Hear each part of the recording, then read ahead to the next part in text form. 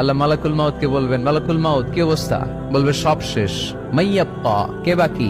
মালাকুল মাউত বলবে জিনেরা বাকি, যাদেরকে দেখা যায় না। আল্লাহ বলবেন জিনদেরকেও শেষ করে ফেলো, রুহু কবজ করো। মালাকুল মাউত আজরাইল জিনদের রুহু কবজ করবে। আল্লাহ এবার জিজ্ঞেস করবে, ইয়া মালাকাল মাউত আখবিরনি মাইয়াব্বা, এবার বলো আর কে বাকি? মালাকুল মাউত বলবে, আল্লাহ মানুষগুলো সব শেষ, জিনগুলাও শেষ, এবার বাকি ইবলিস শয়তান। কে বাকি? ইবলিসরেও শেষ করো, ইবলিসও শেষ। আল্লাহ আবার জিজ্ঞেস করবেন, ইয়া মালাকাল মাউতি মাইয়াব্বা, আর কে বেঁচে আছে বলো? মালাকুল মাউত বলবে, আল্লাহ আপনার কথা অনুযায়ী পৃথিবীর সব মানুষের রুহু কবজ করলাম, সব জিনদের রুহু কবজ করলাম, ইবলিসের রুহু কবজ করলাম, এখন আছে শুধু ফেরেশতা। আছে কারা?